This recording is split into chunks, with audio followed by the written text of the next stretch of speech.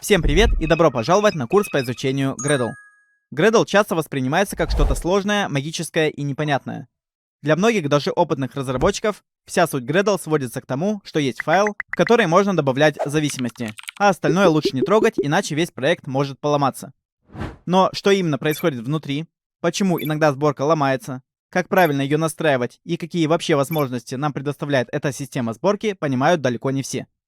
И цель этого курса — убрать магию и показать Gradle как понятный, логичный и управляемый инструмент. На курсе мы разберем несколько больших тем. Сначала поговорим про подкапотное устройство JVM проектов.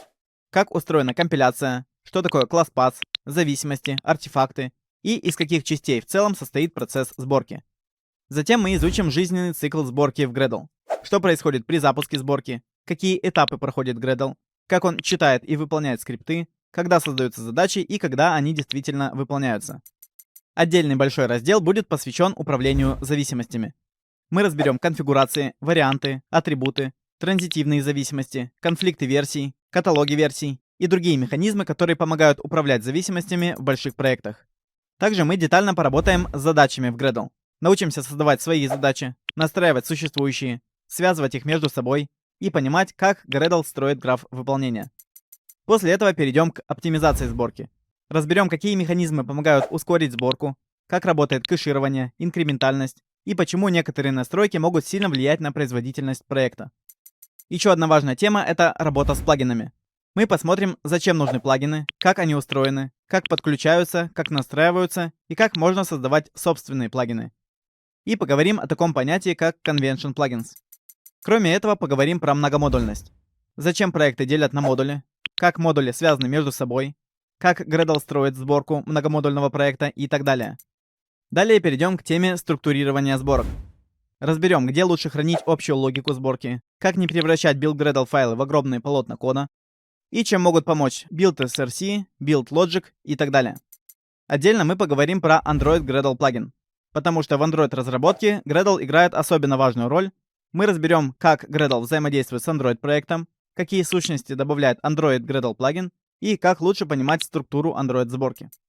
Кроме этого, мы рассмотрим объектную модель Gradle, проекты, задачи, конфигурации и другие объекты, с которыми вы будете постоянно работать при настройке сборки.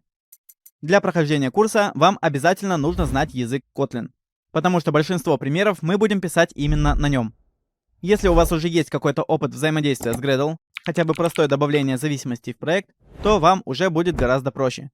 Если нет, не страшно, весь процесс мы будем изучать с самого начала, от простого к сложному. В курсе будет очень много практических заданий. Я настоятельно рекомендую выполнять их все, а не просто смотреть видео.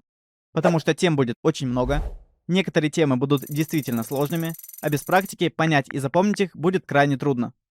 Чем больше вы будете писать, запускать, ломать и исправлять билд-скрипты самостоятельно, тем увереннее будете чувствовать себя в реальных проектах. После прохождения курса вы будете понимать, как Gradle работает внутри, из каких этапов состоит сборка и почему она ведет себя именно так.